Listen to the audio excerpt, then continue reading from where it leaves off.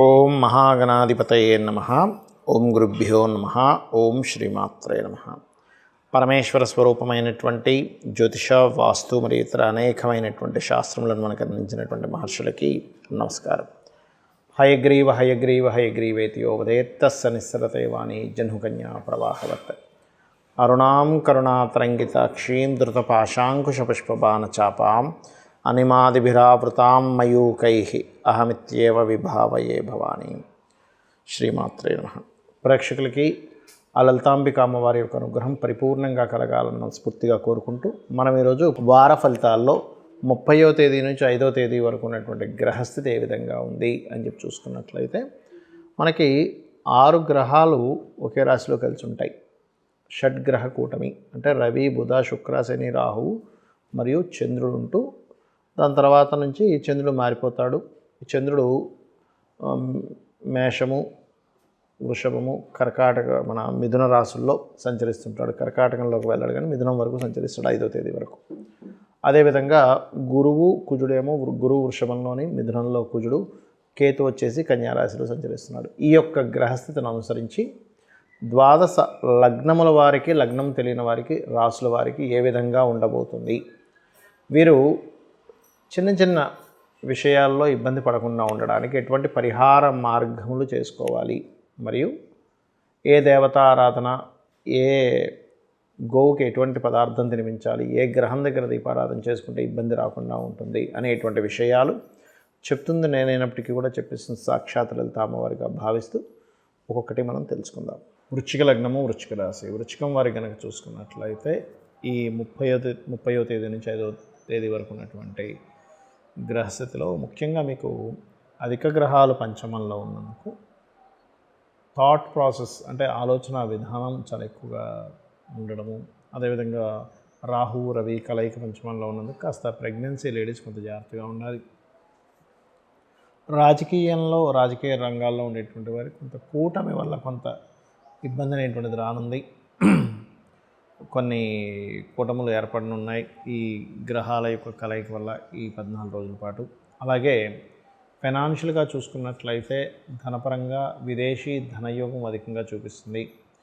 కొత్త అగ్రిమెంట్స్ చేయడానికి, కొత్తగా ఏదైనా ప్రారంభించడానికి అనుకూలంగా ఉంది గ్రహస్థితి.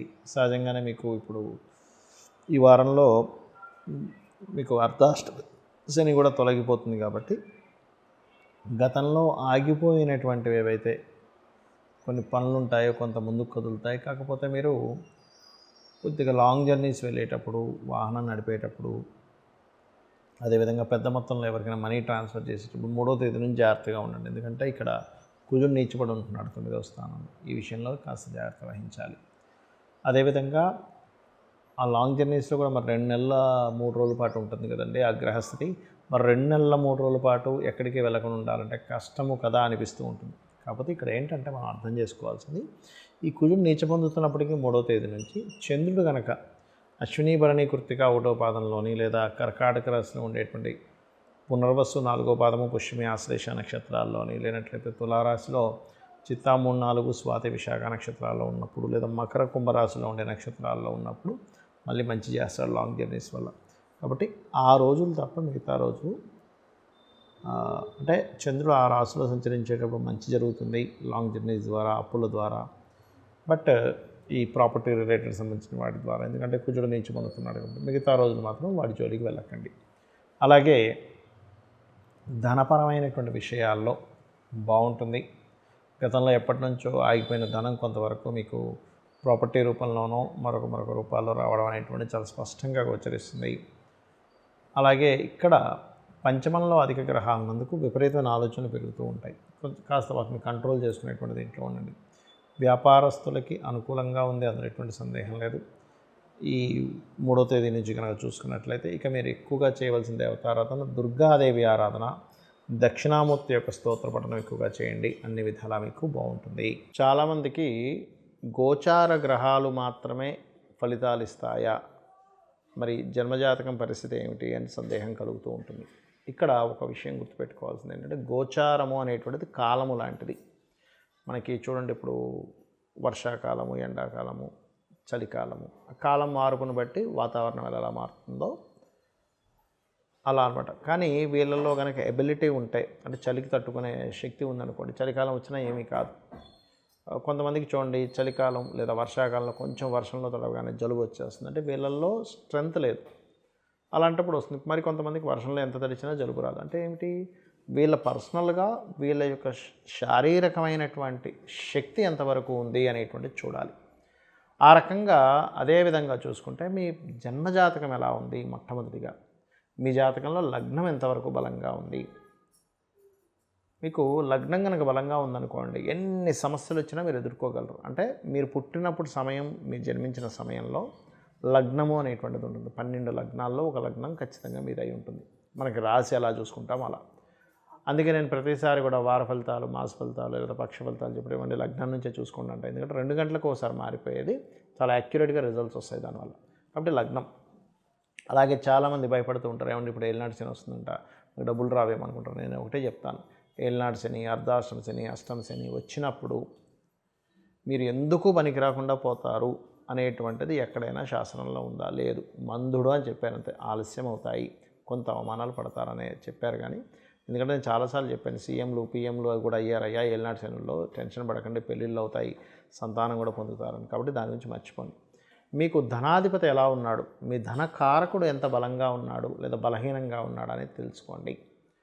అది చూసుకొని మీరు ముందుకు వెళ్ళాలి. ఏ రూపంలో ధనం వస్తుంది. మీ ధనాధిపతి అంటే లగ్నం నుంచి 2వ స్థానాధిపతి. అలాగే మీరు ప్రయత్నం చేస్తున్నారు, 3వ స్థానం ప్రయత్నం, లేదా సిబ్లింగ్స్ వాళ్ళతో సహకారాలు ఎలా ఉన్నాయి, లేదా మీరు వాళ్ళకి రుణపడి ఉన్నారా, వాళ్ళు మీకు రుణపడి ఉండడం వల్ల ఇదంతా జరుగుతుందా సిబ్లింగ్స్ విషయంలోనే తెలుసుకోవాలి. ఇదే విధంగా మరి కొంతమంది వాళ్ళ జన్మజాతకాలలో 4వ స్థానాధిపతి ఎలా ఉన్నాడో చూసుకోకుండా ప్రాపర్టీ కొనేస్తారు.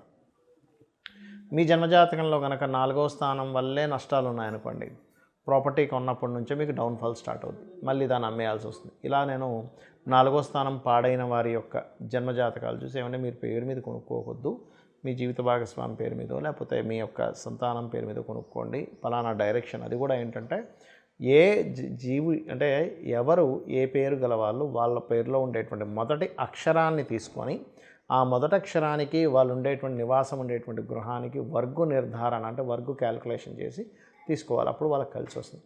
మరి కొంతమందికి వాళ్ళ పేరు మీద తీసుకోవడం కరెక్ట్ కాదు. అలాంటప్పుడు ఇంట్లో వాళ్ళ పేరు మీద తీసుకోవాలి. అది చూసుకోవాలి జన్మజాతకంలో.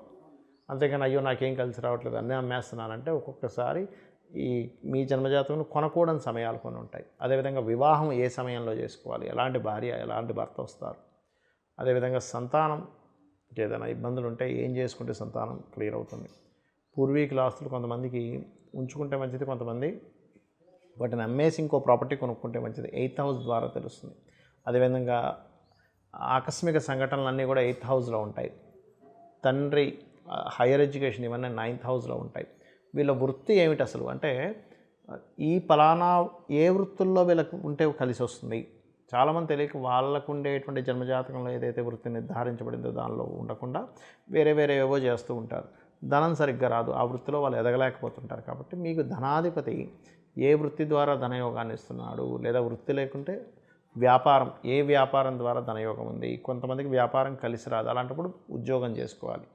లేదా ఇంకోరెవరైనా ఆ వ్యాపారాన్ని చేస్తూ వీళ్ళు దాన్ని గైడ్ చేసేలాగా, వీళ్ళు మనీ పెట్టకుండా జస్ట్ సర్వీస్ చేసేలాగా అలా ఆ రకంగా చేసుకోవాలి. ఆ రకంగా విదేశీ యోగాలు ఉన్నాయా, లేకపోతే ఇక్కడ ఉద్యోగం చేసే యోగం ఉందా, ఎప్పుడు ఇన్వెస్ట్మెంట్స్ చేయాలి. చాలామందికి తెలియక ఇన్వెస్ట్మెంట్ చేయకూడని సమయంలో ఇన్వెస్ట్మెంట్ చేసి ధనాన్ని మొత్తం పోగొట్టుకుంటారు. ఇది జన్మజాతకంలో చాలా స్పష్టంగా ఉంటుంది. నేను ప్రయోగం కూడా చేసి చూసా దీని మీద. అంటే ఇది ఎంతవరకు కరెక్ట్ చూద్దాం. 12వ అధిపతి పాపగ్రహాల్లో ఉన్నప్పుడు ఇన్వెస్ట్మెంట్ చేస్తే ఏమవుతుంది, 12వ అధిపతి శుభగ్రహాలతో ఉన్నప్పుడు ఇన్వెస్ట్మెంట్ చేస్తే ఎలా కలిసి వస్తుందనే దాని మీద నేను చూసి చెప్తున్న అంశాలు ఇవి. కాబట్టి ఈ యొక్క జాగ్రత్త తీసుకోండి. ఇక మీరు ఒకటే గుర్తుపెట్టుకోండి, మీ యొక్క జాతకం ఎలా ఉన్నా, గోచారంలో గ్రహాలు ఎన్ని మారినా, ఏ పంచగ్రహ కూటములు వచ్చినా, సద్గ్రహ కూటములు వచ్చినా, లేనట్లయితే ఏది ఎలాగ ఉన్నా కూడా మీరు గుర్తుపెట్టుకోవాల్సిన అంశం ఏమిటి అంటే అమ్మవారిని నమ్ముకోవడం. ఒక భగవంతుని, మీ ఇష్టదైవం ఎవరినైనా సరే నమ్ముకొని మీరు కనుక మీ నిత్య జీవితం, మీ ధర్మంగా మీ పని మీరు ఎక్కడ ఆపకుండా చేసుకుంటూ వెళ్ళిపోతుంటే ఆ యొక్క అమ్మవారి మిమ్మల్ని రక్షిస్తుంది. శ్రీమాత్రే నమః.